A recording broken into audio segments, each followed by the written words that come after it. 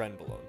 But before we delve into the mesmerizing tales of this compound, let's start at the very beginning. The story of Trenbolone begins in 1960s Paris, when a pharmaceutical company called Roussel Uclaf created Trenbolone as a means to enhance cattle farming. Roussel Uclaf was a small pharmaceutical company with only one other notable drug for abortion, and they were looking to expand their portfolio. This drug had the remarkable ability to accelerate growth and strength of cattle, potentially revolutionizing the industry. However, it took several years for Trenbolone to gain approval for use in the livestock sector. Fast forward to the early 1970s, and Trenbolone finally receives recognition as a powerful tool in beef cattle promotion. In those days, it was commonly known as Finuject, and was directly injected into the muscles of cattle. However, in the late 1980s, the direct injection method was replaced by a more convenient alternative, Finaplex pellets. These small implants could be administered behind the ear of the animal using a pellet gun.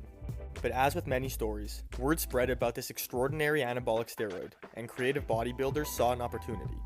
They used solvents and filters to extract the hormone from the cattle pellets, transforming it into an injectable form. Recognizing that people were modifying drugs for their personal use, Negma Laboratories from France hurried to develop the first human-grade Trenbolone ester, known as Trenbolone hexahydrobenzyl carbonate, or parabolan.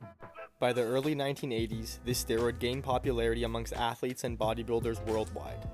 Quickly, vast quantities were shipped illicitly into various European countries and the United States. However, as awareness grew regarding Trenbolone's use as a performance-enhancing drug, regulators cracked down. And in 1987, parabolan was discontinued, and is still the only Trenbolone ester that was manufactured for human use. In the meantime, Roussel Uclaf's experimentation paid off, because by this time, their abortion medication became mainstream, and they sold their company in a merger deal, which eventually brought us the French pharma giant Sanofi. Nevertheless, the Pandora's box had been opened, and different Trenbolone esters with varying half-lives emerged, propelling Trenbolone to the forefront of the bodybuilding scene. Although bodybuilders frequently turn to Trenbolone for its ability to create a dry and shredded physique before competitions, athletes and anti-doping sanctioned events generally steered clear of it. This was until an infamous incident shed new light on Trenbolone's notoriety. The Duchess cocktail administered to Russian athletes at the Sochi Winter Olympics contained an ester of Trenbolone amongst other substances. Although they brought in their own twist, the athletes absorbed the drug by swishing it in their cheeks, hoping to shorten the detection window. Due to Trenbolone's widespread use in veterinary medicine, traces of its metabolites are often found in cattle worldwide, despite its ban on cattle in Europe in 1988 and in the US in 2008.